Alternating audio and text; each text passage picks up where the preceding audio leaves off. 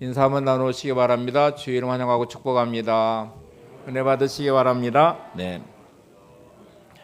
광고한 대로 예수님이 십자가의 고난과 그 의미를 묵상하는 사순절을 보내는 첫째 주일을 맞이했습니다. 오늘 십자가를 통해서 우리 인생이 어떻게 변화되어야 되는지를 생각해 보려고 하는데, 우리 지난주에 그러나 인생에서 다시 말씀으로 한 제목으로 말씀을 살펴봤죠. 하나님 말씀에 그러나로 반응하면 악순환으로 들어가는 인생이 된다 하는 말씀을 드리면서, 우리의 가장 큰 악순환의 자리는 죄로 인해서 결박된 죄의 악순환입니다. 그것이 묶여버린 우리의 인생은 그 끝이 뻔하죠. 심판이고 멸망인데, 이 악순환의 고리를 끊으시고 주님이 땅에 오셨고 십자가를 지셨습니다. 오늘 이 마지막 부분 함께 좀 화면 보시면서 읽으면서 오늘 말씀을 시작하도록 하죠. 오늘 지난주 마지막 부분이었습니다. 죄로 인해 타락한 인간은 하나님의 심판을 받고 영원히 멸망하는 악순환 속에 살고 있습니다. 이 무서운 죄의 악순환을 끊기 위해 예수님께서 하늘 보좌를 버리시고 인간의 몸을 입고 이 땅에 오셨습니다. 그리고 십자가의 죽으심으로 이 죄에 대한 악순환의 고리를 끊으시고 구원의 통로를 열어 놓으셨습니다. 예수님의 십자가는 모든 인생의 죄의 악순환의 고리를 끊고 인생의 구원의 선순환을 만드는 자리입니다. 그러므로 우리는 예수님의 십자가 앞으로 나아가야 합니다. 여러분의 모든 죄로 인한 악순환의 고리가 끊어지는 주님의 십자가의 은혜가 여러분 안에 함께 있기를 바랍니다. 자, 십자가 하면 제일 먼저 떠오르는 이미지는 죽음입니다. 십자가는 죽음의 자리이죠. 예수님은 그 죽으심을 통해서 테텔레스타이 다 이루셨다고 말씀하셨으니까 예수님의 죽음은 의미 있는 죽음이고, 그거는 하나님의 뜻이 완벽하게 이루어지는 자리의 죽음인데, 우리가 절대로 변하지 않는 우리의 절대 진리는 저나 여러분이나 다 죽는다는 것이죠. 죽음은 인생이 하나님 앞에서도 평가를 받아야 되고, 우리의 또 죽음은 우리 주변 사람들이 우리의 살아온 인생을 놓고 또 평가하는 자리가 되기도 합니다. 변할 수 없는 사실, 죽는다는 사실을 한번 다시 확인해 볼까요? 저를 따라서 한번 고백해 보세요. 나는 반드시 죽는다. 네, 옆에 분 보시면서 당신은 반드시 죽습니다. 기분이 좀 나쁘신가요? 네. 근데 이거는 절대로 변할 수 없는 진리입니다. 반드시 죽어요. 근데 그 죽음이 어떤 죽음이냐가 이제 문제죠. 우리는 다양한 죽음을 경험합니다. 예수님처럼 십자가에 죽으시는 죽음도 우리가 십자가의 죽음의 의미를 좀 살펴보려고 하는 것처럼, 어떤 사람은 갑작스러운 사고로 죽음을 맞이해서 너무너무 안타까운 이제 경우를 보게 되죠. 요즘에 지진으로 인한 수많은 죽음도 이제 세상 곳곳에 일어나기도 하고, 그런데 이런 재난을 통한 죽음과 교통사고와 또 이런저런 일들로 인한 갑작스러운 죽음, 그건 나이와 상관없이 뭐 어리든 젊든 나이 들었든, 그리고 나이 들어가면서 맞이하는 자연적인 죽음도 볼 수 있고, 이런저런 죽음을 참 많이 경험하게 돼요. 아마 여러분들은 이런 죽음을 이렇게 보면서 저분은 맞아, 저런 인생을 살으셨지, 저분은 저랬지, 이렇게 나름대로 회상하는 시간도 가질 수 있고, 그 죽음의 의미를 생각해 보게 되잖아요. 그러면 우리의 죽음은 하나님 앞에서도 이제 평가를 받는 것이니까 우리는 두 가지를 생각해 보셔야 되죠. 하나님은 나의 삶의 모습을 어떻게 평가하실까? 내가 맞이하는 죽음의 그 끝자락에서 주님이 평가는 어떨까? 또 내가 살아온 인생의 그 삶의 모습을 보면서 사람들은 나를 어떻게 평가할까? 제가 죽음하면 떠오르는 이야기가 연결이 되어 있어요. 너무너무 이렇게 좀 색다른 죽음이기도 해서 그런데, 오래전 그 신문 칼럼에 한 의사가 기고한 내용의 죽음입니다. 수유리에 있는 한 병원에서 근무하는 의사였는데, 그날 응급실 당직을 서게 됐대요. 근데 새벽녘에 이제 이분이 이미 돌아가서 들어왔는데, 응급실로 일단 들어와서 이제 그 죽음을 보게 됐는데, 늘 뭐 응급실에 있다면 의사는 죽음을 또 경험하는 분 아니에요. 근데 너무너무 기억이 나고 색달아서 이제 이분이 신문에 기고 칼럼을 써서 기고한 내용인데, 장례식에 갔다 온 분이면 분명합니다. 양복을 입었고 검은 넥타이가 메어져 있고, 그런데 왜 갑작스럽게 이분이 돌아가셨을까? 이제 아침에 연락을 해서 가족들이 왔는데, 가족들은 더 충격이죠. 장례식에 갔던 남편이 갑자기 죽음의 시체로 이제 만나게 된 거니까 아이들도 너무 충격이고요. 근데 의사가 너무너무 이상한 죽음이라는 것은, 보통 태어날 때에 사람은 두 손을 이렇게 꽉 쥐고 태어나서 죽을 때는 두 손을 보통 펴고 죽는 게 보편적인 죽음인데, 뭐 그러든지 또 뭐 죽을 때 뭐 두 손을 쥐고 죽으면 그것도 좀 이해가 되는데, 이분은 한 손은 펴 있고 한 손은 주먹을 꽉 쥐고 있어요. 이게 너무 이상하잖아요. 두 손을 다 쥐든지 두 손을 펴든지 이래야 되는데 한 손은 폈는데 한 손은 꽉 쥐고 있어요. 그래서 제 이분은 죽을 때 뭐를 그렇게 쥐었나 하고 손가락을 막 펴보니까 화투 두 장이 땅에 떨어졌어요. 이게 38 광땡이었습니다. 제가 화투는 잘 모르지만 38 광땡이 제일 좋은 것이라고는 하네요. 그러니까 아마 이제 의사가 추측을 한 거죠. 이분이 장례식에 갔다가 화투판이 벌어졌나 봐요. 근데 이제 밤새도록 새벽녘에 왔으니까 아마 밤새도록 화투판을 쳤는데 이분은 뭐 이러는지 땄는지는 모르겠지만 어느 순간에 38 광땡이 손에 들어왔어요. 이제 판돈이 막 커져갈 때마다 심장이 두근두근 거려서 아마 심장마비로 돌아가신 것 같대요. 참 이상한 죽음이기도 하고, 죽으면서도 이거 꽉 쥐고 이걸 못 넣은 거죠. 38 광땡을 못 넣고 한 손에는 쥐고 한 손에는 폈는데, 이분이 기고문에 칼럼을 쓴 이유는 이거였어요. 이런 죽음을 맞이한 이분을 이렇게 보면서 아이가 엄마에게 아빠는 어떻게 돌아가셨어요? 이렇게 물으면 이 죽음에 대해 뭐라고 말해요? 동양화를 보다가 돌아가셨다 그래야 되는지, 또 남편을 생각하는 아내가 보는 남편의 모습, 마지막 모습, 이제 이런 거를 보면서 이분은 그 칼럼에서 그런데 우리의 죽음은 어떨까? 그 죽음을 이렇게 보면서 참 허탈하고 허무하고 이 손에 꽉 쥐면서 움켜쥐고 죽은 이 죽음, 심장마비로 죽은 이분처럼 우리가 살아가는 것은 어쩌면 손에 꽉 뭔가를 쥐려고 사는 인생은 아닐까? 어떤 분은 권력을 접으려고 세상에 막 온통 인생을 그렇게 살아요.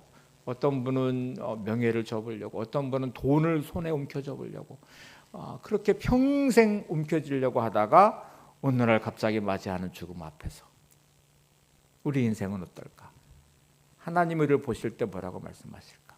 사람들이 그런 우리들의 모습을 보면서 권력을 쫓아 평생 그렇게 하다가 허탈하게 죽어가는 그 모습, 명예를 쫓아가다가 어떤 분들은 돈을 쫓아서 평생 돈을 움켜잡으려고 하다가 그렇게 두 손을 불끈 쥐고 죽어가는 그 모습이 어떤 모습일까를 생각해 보면서 마치 우리는 어떤 사람은 집문서, 땅문서, 돈 뭐 이렇게 움켜잡으려고 그렇게 아둥바둥 몸부림치며 평생 살다가 죽어가는 죽음이 이 헛된 죽음이 아닐까. 이분의 글의 내용은 그런 거예요. 여러분, 우리가 예수님을 만나고 나서 우리 인생이 계속 세상 것에 움켜쥐면서 그렇게 몸부림치다가 맞이하는 죽음이 정말 예수 믿는 사람다움의 삶을 산 것일까? 여러분의 모습은 어떠신 것 같아요? 예수 믿고 나서 여전히 변하지 않는 세상 것을 움켜쥐면서 살아보려고 오늘도 몸부림치다가 오셨다면 진짜 이게 예수 믿는 사람의 모습일까? 사도 바울은 이렇게 말합니다. 고린도후서 5장 15절을 보세요. 주님이 십자가에 죽으심의 이유가 뭔지, 예수님이 왜 그렇게 죄 없으신 분이 십자가에 죽으셨는지에 대한 이유를 이렇게 설명합니다. 같이 보시죠. 그가 모든 사람을 대신하여 죽으심은 살아있는 자들로 하여금 다시는 그들 자신을 위하여 살지 않고 오직 그들을 대신하여 죽었다가 다시 살아나신 이를 위하여 살게 하려 함이라. 예수님이 왜 죄 없으신 그분이 십자가에 죽으셨냐면 우리를 대신하여 죽으셨다고 지금 말씀해요. 뭐를 대신해 죽으셨어요? 우리 죄값을 대신해 죽으신 것이죠.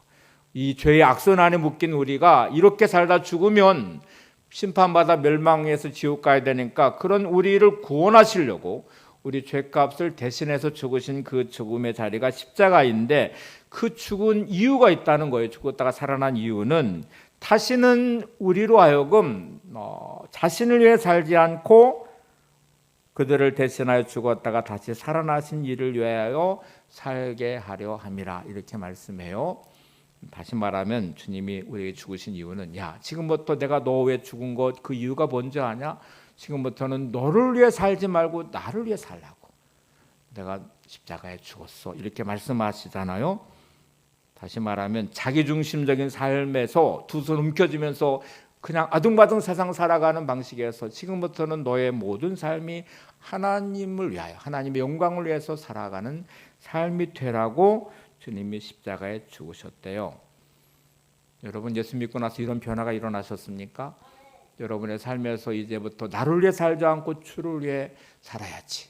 이렇게 생각이 변화되고 가치가 변화되고 삶의 방식이 변화되고 이렇게 변화된 삶을 살아야 된다고 지금 사도 바울은 외치고 있는데, 문제는 예수를 믿고 나서도 안 변하니까 이게 문제. 이제 사도 바울은 본문에서 십자가의 원수라는 단어까지 쓰거든요. 이것 때문에 눈물을 흘리면서 이 편지를 쓰고 있대요. 빌립보서 3장 18절 19절을 보세요. 내가 여러 번 너희에게 말하였거니와 이제도 눈물을 흘리며 말하노니 여러 사람들이 그리스도 십자가의 원수로 행하느니라. 저의 마침은 멸망이요 그들의 신은 배요 그 영광은 그들의 부끄러움에 있고 땅의 일을 하는 자라. 여러분, 지금 사도 바울은 예수님이 그렇게 자신의 목숨값을 지불하면서 우리를 대신해 죽어서 이제부터 이 가치의 변화가 일어나서 이제부터는 너를 위해 살지 말고 너 자신을 위해 살지 말고 나를 위해 살아라, 이렇게 말씀하시는데 계속 신앙생활하는 모습이 크게 변화되지 않아요. 변화되지 않아서 십자가의 원수가 돼버렸어요. 자신들의 배가 하나님이 됐대요. 자기의 욕망과 탐욕이 결국 하나님이 되어버렸대요. 그러니까 사도 바울이 여러 번 말하는데도 안 변하니까 눈물을 흘리며 내가 다시 말한대. 제발 좀 십자가의 원수로 좀 살지 말아라.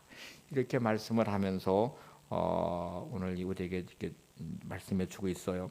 잘 가슴에 와닿지가 않죠. 현대어 성경은 조금 더 의미 있게 번역을 해놨는데 이 19절 말씀을 이렇게 번역했습니다. 현대어 성경으로 같이 한번 읽어볼까요? 시작. 그들은 욕망을 하나님처럼 섬기고 수치스러운 것은 대단한 것인 양 자랑하는 자들이다. 그들은 오직 이 세상 일에만 마음을 쓰고 있다.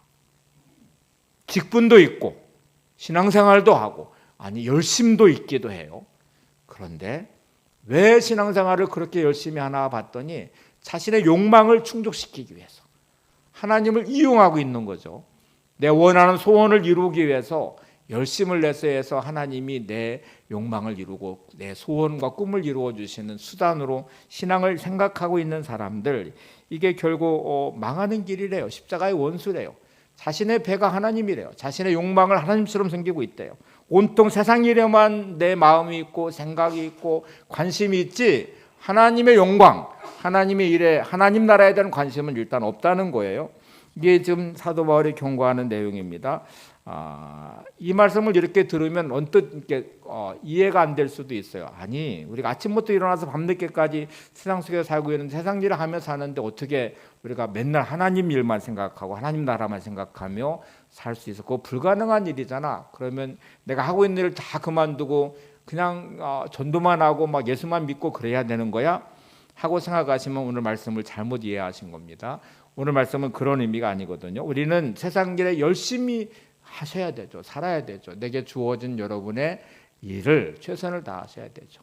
아침부터 일어나서 밤늦게까지 최선을 다하고 수고하셔야 되고 골똘히 생각하셔야 되고 이왕 하는 일이라면 성공하셔야 되죠. 사업하시는 분은 성공하셔서 돈도 많이 벌으셔야 되고요. 직장 생활하시는 분들 직급도 올라가시고 월급도 많아지셔야 되고 또 뭐 학문적인 곳에 하는 분들은 학문 업적도 남겨야 되고 뭐 정치를 하신다면 정치를 했어도 권력을 가지셔야 되죠. 이거를 문제 삼는 게 아니에요.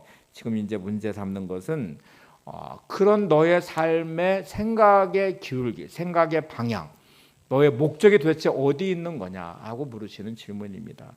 여러분, 내가 열심히 하고 있는 그 방향의 끝에 도대체 뭐가 있어요? 여러분의 욕망과 탐욕이 들어있으십니까? 아니면 하나님의 영광이 그 안에 들어있나요? 사도 바울의 고백 중에 고린도서 10장 31절에 먹든지 마시든지 무엇을 하든지 하나님의 영광을 위해 하라는 말씀이 있거든요. 먹는 것도 마시는 것도 네가 무엇을 하든지 거기에는 하나님의 영광이 있어야 된다. 너의 삶의 그 끝의 목적의 방향의 그 끝에는 반드시 하나님의 영광과 연결되어 있어야 된다. 이 말씀을 하는 거예요. 다시 표현합니다. 생각의 기울기, 생각의 경향, 또 생각의 중심에 도대체 뭐가 있는지. 여러분, 내가 열심히 막 일하고 있는 그 일의 수고의 그 생각의 중심 안에는 늘 하나님의 영광이 있어요. 내가 이 일을 통해서 하나님께 영광 돌려야 되지. 내가 이 과정을 통해서 하나님이 기뻐하시는 내 삶이 돼야 되지. 내가 사업을 해 성공해서 돈을 많이 버는 것, 그거는 나 혼자 잘 먹고 잘 살기 위한 게 아니라 하나님의 영광이 그 안에 있어야 되죠. 하나님의 뜻이 이루어져야 되고 하나님의 선한 사업에 쓰임받는 믿음의 기업으로 성장해야 되겠죠. 우리의 가정이 행복해지고 잘 되는 것, 그거는 하나님이 영광 받으시는 가정으로 세워져야 되겠죠. 이 가정, 세상의 수많은 가정 안에 하나님의 영광이 드러나 믿음의 가정과 가문을 이루어가는 모습이 보여져야 되겠죠. 마치 연인들이 서로 떨어져 있어서 각자 일을 하더라도 생각에 기울기는 항상 상대방에게 가 있겠죠. 보고 싶은 마음, 그리워하는 마음, 또 일을 마치고 빨리 보고 싶은 마음들이 있겠죠. 이거는 마치 나침반과 같은 거예요. 나침반은 기능이 뭐예요? 방향을 가리키는 것인데, 나침반이 고장나지 않은 이상은 아무리 흔들어 놓아도 방향이 항상 북극성을 향해서 맞춰져 있습니다. 고장나면 지 맘대로겠죠. 우리 인생 예수님을 통해 구원받아 하나님의 자녀가 됐으면 항상 나 생각의 기울기와 방향은 하나님을 향해 있어야 돼요. 하나님의 영광에 맞춰져 있어야 돼요. 사도 바울의 표현대로 말하면 먹든지 마시든지 무엇을 하든지 다 하나님의 영광을 위해 하는 삶이 돼야 되겠죠. 근데 여러분, 한번 오늘 말씀으로 점검을 해보세요. 내 생각의 기울기와 방향이 정말 하나님의 영광과 연결돼서 내가 오늘도 살고 있는지, 열심히 수고하고 노력하는 나의 직장생활, 나의 사업의 터전, 나의 삶의 자리, 가정이든 누구를 만나는 자리든 그 중심의 생각의 기울기가 하나님을 향해 있으십니까? 말씀이 흘러가기를 원하시나요? 하나님의 영광이 드러나는 인생과 가정과 만남과 삶의 터전되기를 정말 원하시며 여러분은 열심히 그렇게 살아가고 계십니까? 오늘도 이 믿음이 우리 안에 있어야 되겠죠. 그래서 사도 바울이 지금 외치는 말은 세상 일을 그만두라는 말이 아니고, 주님이 십자가를 지고 너를 그렇게 구원하셔서 이제부터는 너를 위해 살지 말고 나를 위해 살라고 말씀하셨고, 십자가 연인과 같이 그런 삶이 너 안에 이루어져야 되는데 여전히 신앙생활 하면서 너희들의 배가 신이다. 너희들의 배가 하나님이다. 십자가의 원수처럼 행하는 너희들의 그 끝은 심판이고 멸망이다. 이렇게 말씀하고 있어요. 들여다보셔야 돼요. 한번 여러분을 정밀검사하듯이 건강검진하듯이 말씀으로 여러분의 마음과 생각을 검진해 보셔야 돼요. 정말 내 마음의 생각의 기울기와 방향이 하나님을 향하고 있는지를 꼭 살펴보셔야 돼요. 존호선 에드워즈 목사님이라는 분이 계세요. 1703년에 태어나신 분이니까 320년 전에 계신 분이잖아요.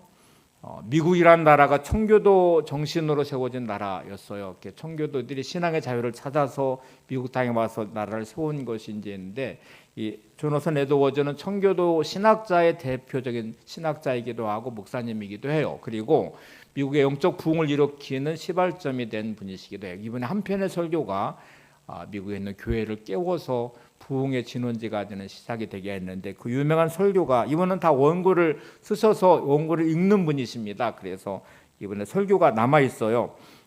제목이 진노하시는 하나님의 손아귀에 있는 죄인들이란 이제 제목이거든요. 한 교회에 초청을 받아서 주일 저녁에 그 당시에 전기가 들어오지 않아서 촛불을 켜놓고 안경을 쓰신 다음에 90분짜리 설교입니다. 90분 설교를 이렇게 읽어요. 이번에 원고를 보고 철저히 읽는 분이셨기 때문에. 그런데 이 설교가 거기 있는 모든 교인들을 다 뒤집어 놨어요. 회개의 자리 세우는데 설교 내용을 한번 한 부분만 인용해 볼게요. 여러분, 이 자리에 나와서 예배를 보고 있지만 하나님께서는 지옥에 있는 영혼들을 향해 진노하시는 것보다 더 오늘 이 자리에 앉아 계시는 여러분들을 향해 더 진노하시는 것을 알기 바랍니다. 처음부터 기가 막히고 충격적이잖아요. 이 자리 예배를 보고 있지만, 예배를 본다고도 표현해 버렸어요. 그리고 십자가의 원수라는 이 이제 본문이기 때문에 지금 나와서 예배를 보고 있는데 하나님이 진노하시는 것, 지옥에 있는 사람들을 향해 진노하는 것보다 여러분을 향해 더 진노하신다는 것 아십니까? 이렇게 시작했어요. 계속해 볼까요? 하나님의 진노가 불타고 있습니다. 지옥의 불길은 지금 무섭게 타오르며 이글거리고 있습니다.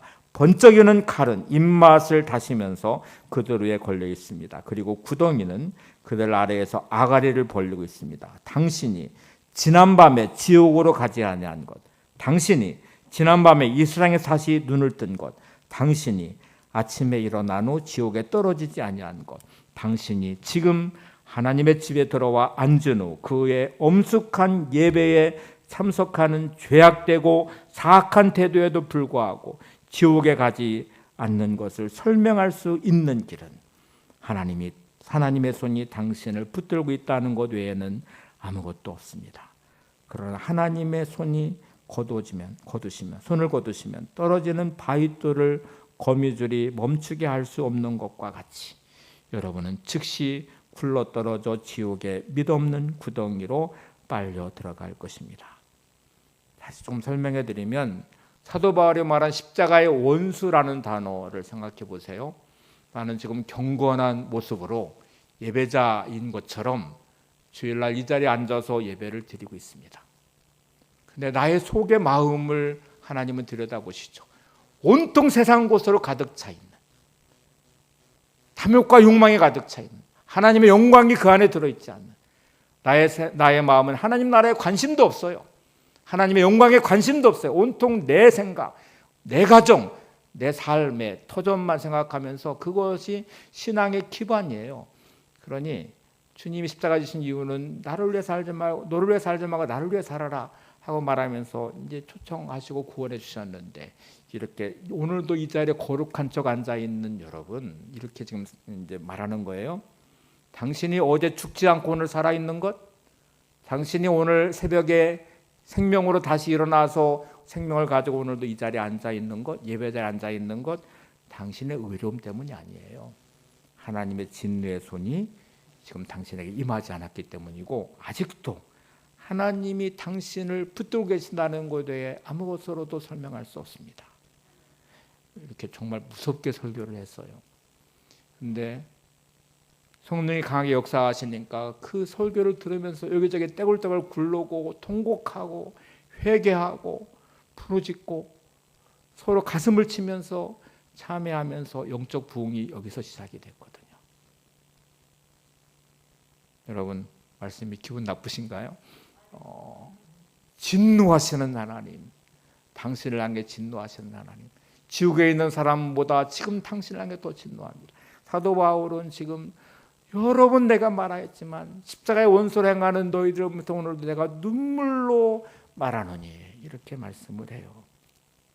여러분, 예수님을 영접하고 변화가 되면 크게 두 가지의 변화가 반드시 일어나셔야 돼요. 오늘 이제 20절과 21절이 그 말씀이거든요. 십자가의 원수가 되지 않는 길은 너희들에게도 반드시 두 가지의 변화가 일어나야 돼. 하나는 신분의 변화가 일어나야 돼요. 또 하나는 가치의 변화가 반드시 일어나야 된다 하는 말씀을 합니다. 첫 번째가 신분의 변화가 일어나야 돼요. 빌립보서 3장 20절을 한번 같이 보시죠. 그러나 우리의 시민권은 하늘에 있는지라 거기로부터 구원하는 자 곧 주 예수 그리스도를 기다리노니. 자, 신분의 변화. 우리는 이게 잘 와닿지 않아요. 예전에 우리 조선이나 그런 시대로 가면 노예, 종의 신분의 변화는 와닿겠죠.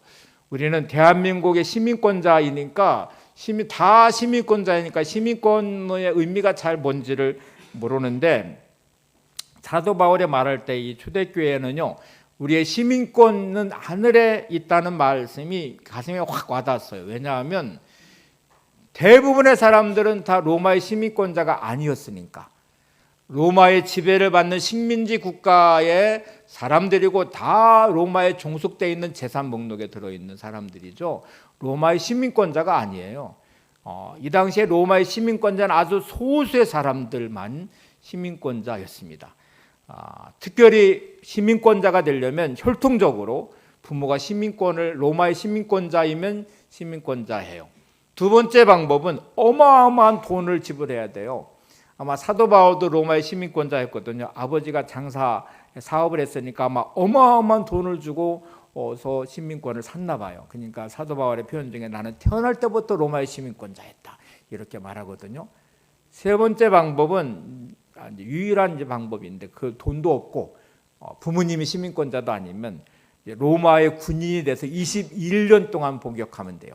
로마의 군인이 돼서 몇 년요? 21년을 복역하면 로마의 시민권을 얻을 수 있습니다. 이 세 가지 외에는 방법이 없어요. 그러면 대부분의 사람들은 로마의 시민권자가 아니에요. 시민권자가 아니면 법의 보호를 절대로 받을 수 없습니다. 언제든지 죽임당할 수 있고요. 언제든지 약탈당할 수 있고 법의 보호를 절대로 받을 수 없어요. 로마의 법 아래에서 보호받을 수 있는 장치가 없어요. 사도 바울이 붙잡혀가지고 감옥에 갔을 때 빌립보 감옥에서도 뭐라고 표현해요? 나는 로마의 시민권자야. 그러니까 천부장이 두려워했다고 말하거든요. 사도행전 24장에 보면 사도 바울이 예루살렘의 벨릭스 총독에게 재판받는 장면도 나와요. 그 유일한 근거는 로마의 시민권자니까 총독이 재판해요. 함부로 할 수가 없어요. 그 다음에 25장에 보면 벨릭스 총독이 또 부임해서 재판해요. 그것도 로마의 시민권자이기 때문에 가능한 거거든요. 벨릭스 총독에게도 판결이 잘 안 나고 계속 모함을 하니까 사도 바울이 뭐라고 말하는 줄 아세요? 나는 황제 앞에서 재판받겠다. 그래서 로마로 압송돼가는 장면이 나오거든요. 사도 바울이 로마의 시민권자이기 때문에 가능한 거였어요. 아니면 다 그냥 처벌해요. 사도 바울 유일하게 십자가 처형을 안 당한 게 사도 바울이거든요. 사도 바울은 로마의 시민권자이기 때문에 죽을 때에도 칼로 목베임을 당해요. 그만큼 시민권이 중요했습니다. 사도 바울이 지금 뭐라고 외치는지 아세요? 우리는 하나님 나라의 시민권자다.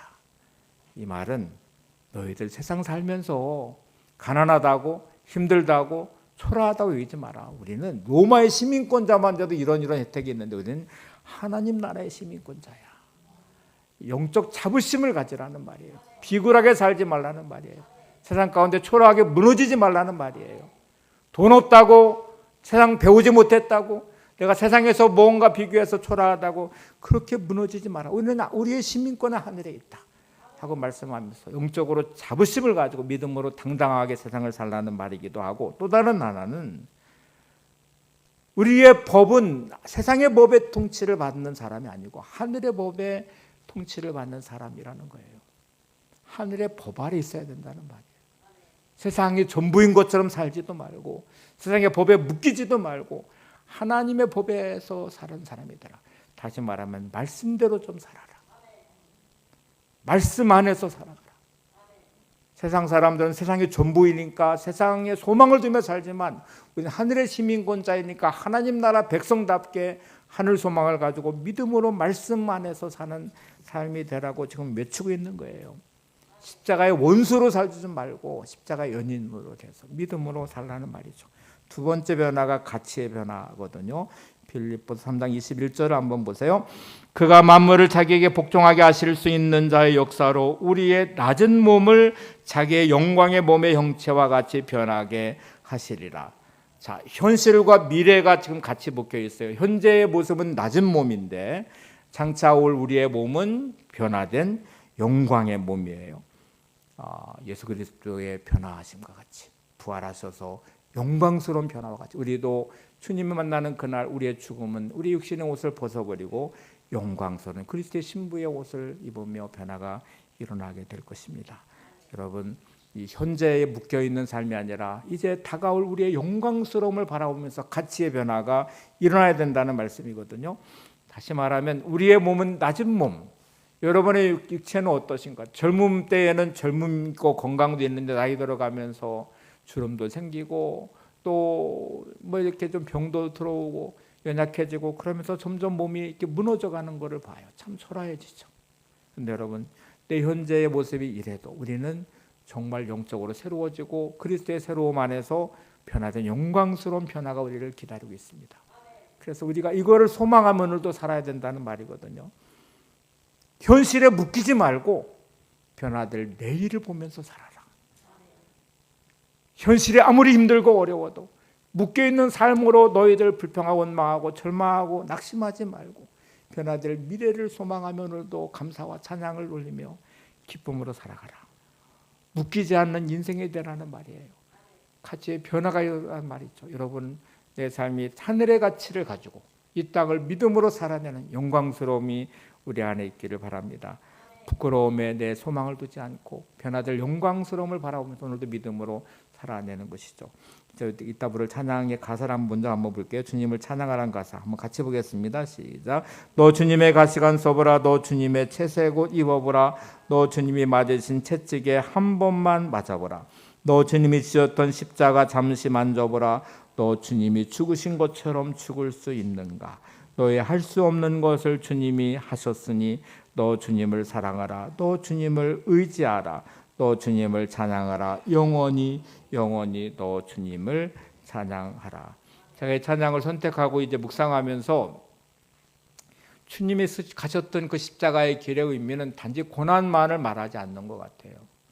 여러분, 주님이 가신 그 십자가는 수많은 고난이 있죠. 근데 정말 더 고통스러운 건 뭔지 아세요? 주님이 가시는 그 길은 죄 없이 가시는 길이거든요. 우리 죄 때문에 대신 가시는 십자가의 길이에요. 근데 그 길에 제자들의 배신이 있어요. 가룟 유다는 예수님 은 30에 팔아버렸어요. 그 사랑했던 수제자인 베드로는 예수님이 보는 앞에 3번이나 부인하고 저주까지 해요. 그것도 계집종 앞에서 부인하고 저주하는 모습을 주님이 지켜보세요. 주님이 가시는 그 길에 제자들은 뿔뿔이 다 흩어져 도망갑니다.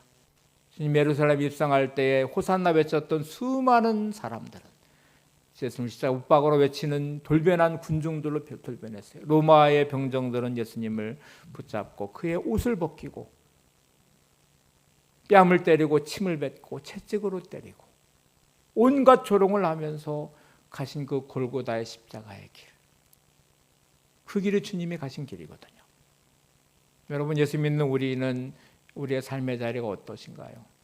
조금만 억울해도 막 못 견뎌하죠. 막 분해서 견딜 수가 없죠. 불같이 화를 내죠. 조금만 손해도 안 보려고 악착같이 그러고 아니 누군가를 이용해 보기도 하고. 여러분의 삶의 자리는 정말 예수님을 따르는 이 믿음의 길이십니까? 여러분의 믿음이 드러나고 계신가요? 주님이 가셨던 그 길을 여러분은 가실 수 있습니까? 지었던 그 십자가를 질 수 있습니까? 그 억울함과 분함과 고통과 그 자리가 묵묵히 그 길을 감당하시며 가셨던 그 길. 그리고 마침내 테텔레스타이 다 이루셨다고 말씀하시고 자기를 향한 그 많은 공격하는 조롱하는 무리를 내게 용서하는 기도를 드리신 주님. 배신하고 떠나버린 베드로를 찾아가셔서 내가 나를 사랑하느냐고 물으시는 주님. 오늘 여러분은 여러분의 삶의 자리에서 여러분의 가정 안에서 여러분의 일터에서 이런 믿음이 확인되십니까? 여러분도 이 길을 가고 계십니까? 마지막 구절 한번 볼게요. 고린도서 13장 5절에 보시면 사도 바울은 그래서 이렇게 말해요. 너희는 믿음 안에 있는가? 너희 자신을 시험하고 너희 자신을 확증하라. 정말 네가 예수 믿는 사람이 맞는지, 너가 정말 예수님 안에 있는 사람인지, 너의 인생 안에서, 너의 가정 안에서, 너의 일터 안에서, 네가 만나는 만남 속에서 너의 믿음을 시험하고 너의 믿음을 확증해라. 가장 힘들고 어려울 때, 가장 억울할 때 주님을 향해 눈을 들어서 주님 감사합니다 말할 수 있는 사람. 가장 억울하고 고통스럽고 배신당한 자리에서 주님처럼 저들을 용서해 주옵소서 하고 용서의 기도를 드릴 수 있는 사람. 가장 힘들고 어렵고 절망스러운 그 순간에 하늘 소망을 가지고 믿음으로 주 앞에 설 수 있는 사람. 여러분 정말 예수 믿는 사람이 맞으시면 십자가의 원수의 자리에 서지 않으시려면 여러분의 믿음을 계속 확인해 보셔야 돼요. 사순절 기간 동안 여러분의 삶의 자리에서, 여러분의 가정 안에서, 여러분의 삶의 터전 안에서, 여러분의 만남의 자리에서 여러분의 믿음을 계속 시험해 보시고 확증해 가시기를 바랍니다. 그래서 주변 사람들이 맞아, 저건 정말 예수 믿는 사람이 맞아.